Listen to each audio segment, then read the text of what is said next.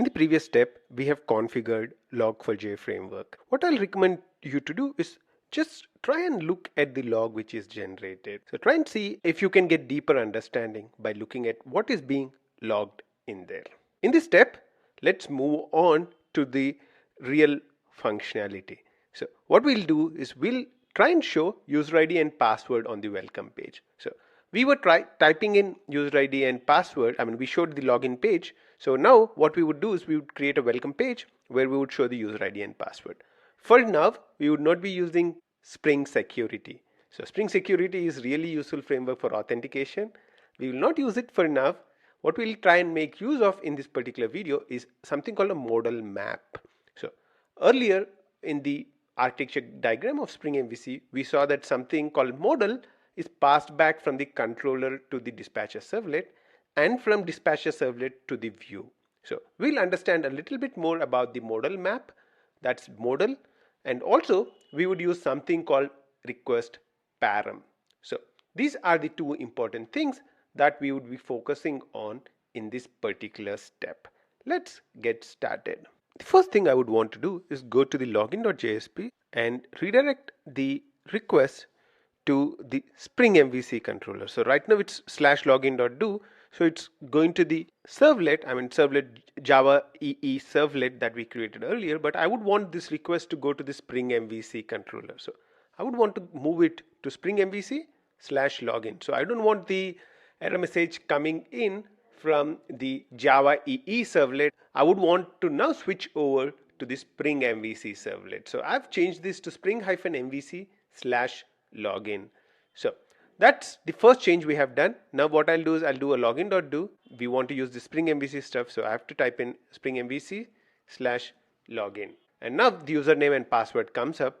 So now I can type in the name. So the name which I want to type in is let's type in, and you see that I'm going back to the same page. So what's happening in the background? Let's do an inspect element, network tab. I would type in a name and a password. What is happening? What we see is that a post request is being created. A post request is being created and sent to Spring MVC login. And what is the content of the particular request? Let's check that.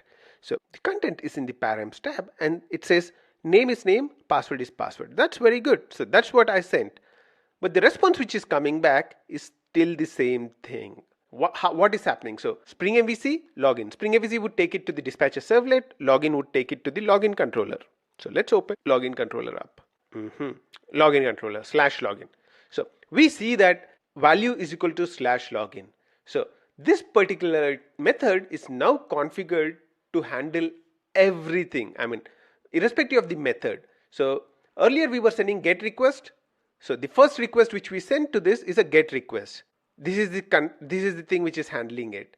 And even when I send a post request, so when I said even that is being handled in here because I've not specified a method in here. This method would handle any request method which comes to this. Now I would want to restrict this. How do I do that? Is by adding in a method which is request method dot. I would want this method to only handle the get request. So in the HTTP request, there are a couple of alternatives, get and post. Actually, there are more. There are other things like put, delete and other stuff where we not get into during this course. In this course, the HTTP methods that we would be discussing about would be get and post. Get request is fired when I type something into URL. So I type login into the URL bar, it sends a get request. When I type in a name and a password and I submit the form, it sends a post request. The reason why this sends a post request is also because in the login.jsp, if we look at it, we have configured a method as post. If you remove this and give it a try, then even this would send a get request. So that's the get and the post request. So now this particular request would only handle get request. Let's see what would happen. So let's go ahead and try playing around with it. So we are sending a get request when we type something into the URL. Now I'm typing a name and a password, something. And now you would see that I'm getting a HTTP status 405. That's basically saying that request method post is not supported. Because In this controller, in the login URL, the only method which is supported right now is get. The post method is not really supported. So if you want to support post and do a different thing there, how do we do that? That's basically what we would be doing. So now I would add in a new method, post. Actually, say hello does not really make sense. So I'll call it show login page. And this method name does not really matter. You can call it method 1, method 2, but I really care about having good names in there. Show login page, and this should be called now as handle login request or handle login post. Whichever makes sense to you, but which gives a good description of what it's doing. So now I wouldn't want to return login. What I would want to do is I would want to send the user back to the welcome page. So what we have is a welcome page already created. It has nothing. It's a very simple page. It's in the same folder as views. This was the one which we created earlier during the introduction to servlets and JSP, and this displays welcome $name. That's it. That's basically what it does. I'm going to refresh this so that it sends the same request again. We go to the welcome page. That's clear. So now we are at the welcome page, but the name is not coming up. Let's see how to pick up the name. So basically what we are doing now is we are redirecting it to the welcome page. So a post request goes to the welcome. Get request goes to the login. Play around with it for a little while. The get request goes to login page. Post request goes to the welcome page, but the welcome page is not showing the name that we are typing in. So I would want to accept the request parameter. The usual way we were doing it in the login servlet, how do we do that? We do a request.get parameter. So what we used to do is we used to do a request.get parameter, and we used to set it into the request as an attribute. So that's the step which we used to do in the usual servlets JSP model. But in the Spring MVC approach, the way we would do that is by using something called a request param. So the first thing I would want to do is to get the parameter from the request. How do I do that? Is by adding a parameter to this method. I pressed Control space bar so that it's imported. And what's the type of the request param? It's string. And the name of the request param. So what's the name that we gave to name in the thing? So it's name. So I should use the same name in here. So once you use the same name in here, you don't need to specify an attribute on the request param. So I would use the same name on the variable as it is on the form parameter. So name and name now. So that's good enough. So now I have added in a request parameter string name. This is not really recommended. Doing a sysout, not the best practice possible, but I'll just start with a sysout. So now I'll wait for the controller to reload. That's done, and refresh. The name doesn't still come on the page. That's good. That's not a problem. But you can see that name is printed. So the value name, let's pass in a different value actually. Let's do name 123 and submit query. You'd see that name 123 is now printed on the console. So the request name is now coming in. I like doing things step by step. So when I change something, I would want to make sure that this value is coming in here. And then we will look at how to send it to the JSP.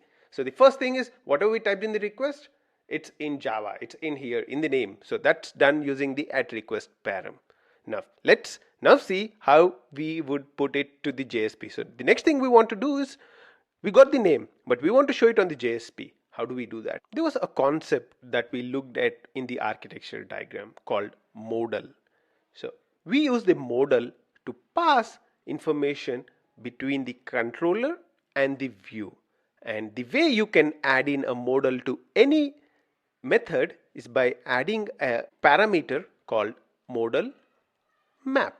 So ModelMap, model. I'm adding this in. Control space bar, it would import the ModelMap. You can see it imported in here. And now I can put the name in the model. So I can say model.put the name that we want to give it to it and the value that I want to put in. So model.put name. So now I'll remove this out. Now it's in the model. So whatever is in the model will be directly available to the view. So I'm putting this in the model, and Spring Framework would make sure that this model is available to the view. That's the magic of the Spring Framework. So compared to earlier work which we did with servlets, Spring MVC makes it really easy. We don't need to do a request.get parameter. We don't need to set a request attribute. All that we need to do is put a request param, then the value is there, and then put it into model. Whatever you would want to make available to the view, you put it in the model, and that model would be available for the view. So now that's it. That's the change I made, and now you would see I just do a refresh on the page. Welcome name 123. That's basically the name which we typed in earlier. Let's do that again. Login, and let's type in 28 minutes. Aha, welcome in 28 minutes. That's perfect. Okay, that's very good. Now, I would want to also add in password. So the way I would add in password, very simple, right? So request param string password. Again, I can put it in the model password. If you remember the login.jsp, the welcome.jsp, it did not have anything on the password. So what I'll do is I'll not really use it to authenticate, but I'll just type it in. This is not really a secure practice. You would never see an application which does this, but we are just starting and we have all the scope to play around. So I would just type in password. Let's see if this works. Let's go to the login. Name I would type in 28 minutes, and I'll type in a password, a long one. Aha. Method welcome in 28 minutes, and password is you're funny. That's perfect. So now you'd see that when there is a login, when there's a get, so when I type something in the URL, get request gets, so this is sending a HTTP get request goes to the login get method.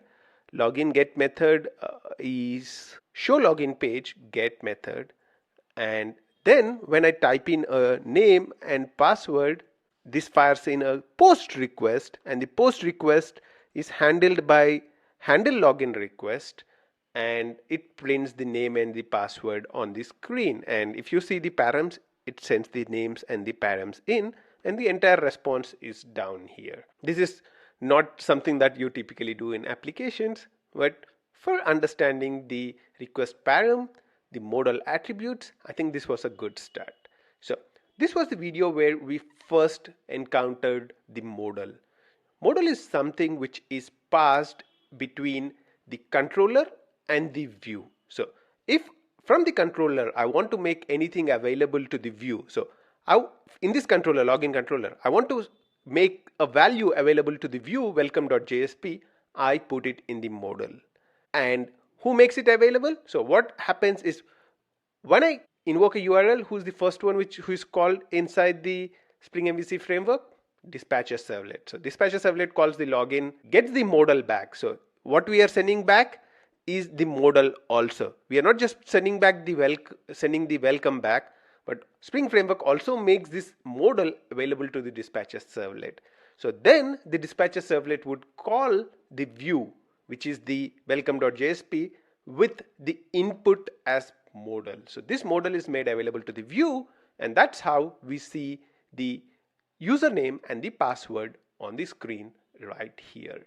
That's a lot of ground that we have covered in the last 5 steps.